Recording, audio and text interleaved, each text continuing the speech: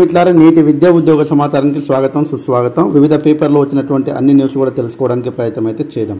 మొదటిసారి వీడియో చూస్తున్నటువంటి ఆస్పిరెంట్స్ ఎవరైతే ఉన్నారో తప్పకుండా తంబు సింబల్ పైన ప్రెస్ చేసి లైక్ చేస్తారని, అదేవిధంగా సబ్స్క్రైబ్ చేసుకుంటారు మనస్ఫూర్తిగా కోరుకుంటున్నాను. చాలా మంది చూస్తున్నారు కానీ లైక్ ఇవ్వడం లేదు. మీ నుంచి నేను ఆశించేది ఒక లైక్ మాత్రమే, కాబట్టి తప్పకుండా లైక్ చేయండి. అదేవిధంగా టెట్ మరియు డిఎస్సికి సంబంధించినటువంటి ఫ్రీ మెటీరియల్ కోసం మన ప్లే స్టోర్ నుంచి మన యాప్ను మీరు తప్పకుండా డౌన్లోడ్ చేసుకోండి. దాంట్లో అనేక మెటీరియల్స్ అదేవిధంగా క్లాసెస్ ఫ్రీగా మీకు చూడడానికి అవకాశం అయితే ఉంటుంది. సో ఇక్కడ చూడండి, మా లేఖ డిఎస్సి కోసం ఎదురుచూపులు. ఫిబ్రవరి డిఎస్సి అని, ఏప్రిల్లో టెట్ అని జాబ్ క్యాలెండర్లో పేర్కొన్నారు. కొత్త ఉద్యోగాల భర్తీపై క్లారిటీ కోసం నిరుద్యోగులు ఎంతో ఆశగా ఎదురు చూస్తున్నారు. పదవి విరమణ, ప్రమోషన్స్ ద్వారా ఏర్పడిన పూర్తి స్థాయి ఖాళీలు కూడా జత చేసి 10,000 టీచర్ పోస్టులకు సత్వరంగా ఆర్థిక శాఖ అనుమతి ఇవ్వాలి. అలాగే మోడల్ స్కూల్లోని 1000 టీచర్ పోస్టులకు నోటిఫికేషన్ జారీ చేయాలి.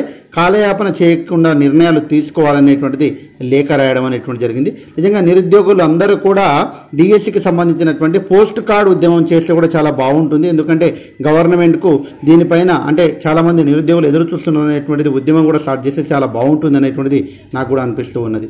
అదే రకంగా ఇంకా మనకు స్పోర్ట్స్ కోటాకు సంబంధించినటువంటి చూడండి, ఇక్కడ డిఎస్సి 2024 స్పోర్ట్స్ కోటా రీవెరిఫికేషన్ తర్వాత సరైన అభ్యర్థులు ప్రస్తుత అకాడమిక్ ఇయర్లో ఏప్రిల్ మొదటి వారం కంటే ముందే ఉద్యోగాలు కల్పించుట.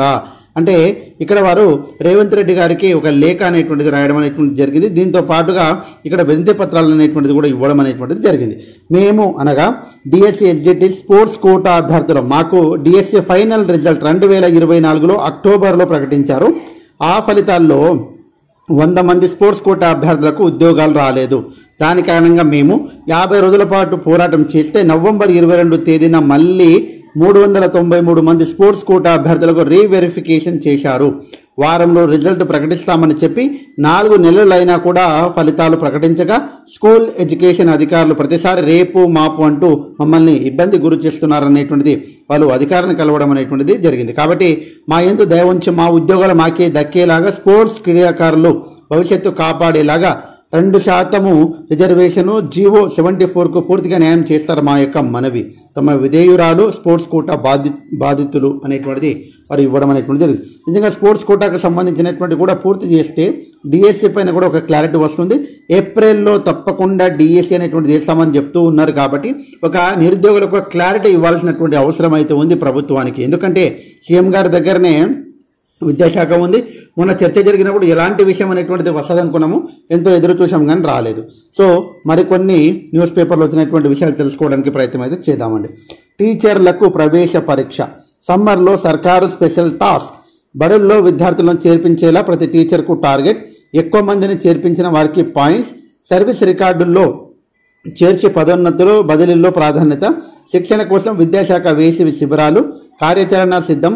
జిల్లా అధికారులకు ఆదేశాలు. సో ఏది ఏమైనా ప్రభుత్వ బడులు బలోపేతం చేయడానికి కావలసినటువంటి మౌలిక వసతులు, టీచర్ పోస్టులు అనేటువంటిది కరెక్ట్గా ఉంటే తప్పకుండా ప్రభుత్వ స్కూళ్లలో లాభాలు టీచర్లు వివరిస్తారు వాస్తవమే. కానీ టీచర్ పోస్టులు ఖాళీగా ఉంటే మాత్రము పేరెంట్స్ నుంచి చాలామంది ఇప్పుడు చదువుకున్నటువంటి పేరెంట్సే ఉన్నారు.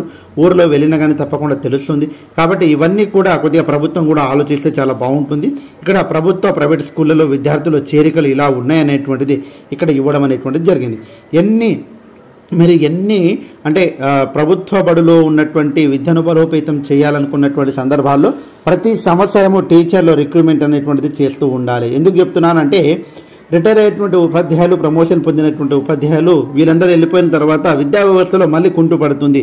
కాబట్టి అవన్నీ కూడా ఎప్పటికప్పుడు పర్యవేక్షణ, ఎప్పటికప్పుడు ప్రమోషన్స్ ఎవ్రీ ఇయర్ ఈ రకంగా ఉంటే తప్పకుండా విద్యా వ్యవస్థ బలోపేతం కావడానికి అవకాశం అయితే ఉంటుంది. సో ఏది ఏమైనా తప్పకుండా అయితే టీచర్ పోస్టులు తప్పకుండా వేయాలనేటువంటి ప్రధానంగా వస్తున్నటువంటి డిమాండ్. సో రిటైర్డ్ ఉద్యోగులకు ఉద్వాసన.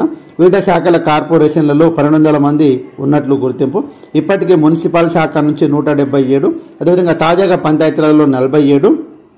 ఏడాది కిందే సమాచార సేకరణ ఎట్టకేలకు నిర్ణయం. ఇప్పుడు వాస్తవంగా ఏంటంటే 6,000 మంది రిటైర్ అయినటువంటి ఉద్యోగస్తులు మళ్ళీ వాళ్ళకు తీసుకొని ఉద్యోగాల్లో అంటే వాళ్ళకు శాలరీ పే చేసుకుంటే వాళ్ళకు తప్పకుండా అయితే ఒక అంటే పర్మనెంట్ జాబ్ కాదు, బట్ ఒక కాంట్రాక్ట్ లాగా పెట్టుకొని వాళ్ళకు చేపిస్తున్నారు.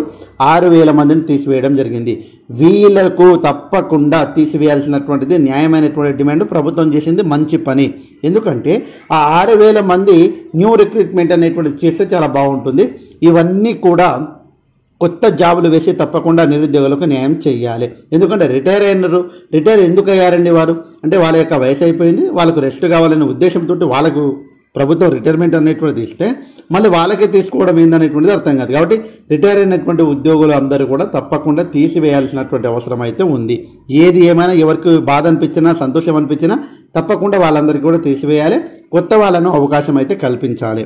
అదే రకంగా ఎస్ఎస్సి పరీక్షల్లో 5 ఇన్విజిలేటర్లు తొలగింపు అనేటువంటిది కామన్గా మనకు జరిగినటువంటి ఎస్ఎస్సి పరీక్షల్లో రాష్ట్రంలో ఈ నెల 21 నుంచి 10వ తరగతి వార్షిక పరీక్షల్లో భాగంగా సైన్స్ పార్ట్ 1 పరీక్ష జరిగింది. పార్ట్ 1కు దాదాపు 99.74% అనేటువంటి విద్యార్థులు హాజరయ్యారు. అదే రకంగా కీలక శాఖల్లో మార్పులు, క్యాబినెట్ విస్తరణతో పాటు పలువురు మంత్రుల శాఖల మార్పిడి. తప్పకుండా క్యాబినెట్ విస్తరణలో విద్యాశాఖ మంత్రి తప్పకుండా వస్తే బాగుంటుంది. ఎందుకంటే విద్యాశాఖ మంత్రిని కలిసినప్పుడన్నా కొన్ని విషయాలు అనేటువంటిది బయటికి రావడానికి అవకాశం అయితే ఉంటుంది.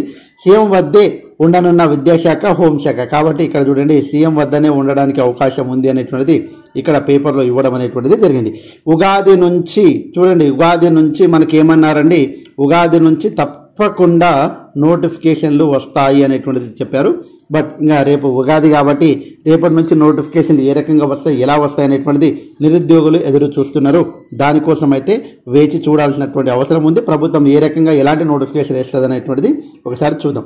కీలక శాఖల్లో మార్పులు, అదే రకంగా టీచర్లకు ప్రవేశ పరీక్ష, బడుల్లో విద్యార్థులు చేర్పించేలా ప్రతి టీచర్కు టార్గెట్, ఎక్కువ మందిని చేర్పించిన వరకు పాయింట్ సర్వీస్, రికార్డుల్లో చేర్చు పదోన్నతులు. కాబట్టి విద్యాశాఖ వేసవి శిబిరాలు పెట్టి ఫస్ట్ ఏంటంటే విద్యాశాఖ ప్రైమరీ స్కూల్ను బలోపేతం చేస్తే ఆటోమేటిక్గా హై స్కూళ్ళు బలోపేతం అవుతాయి.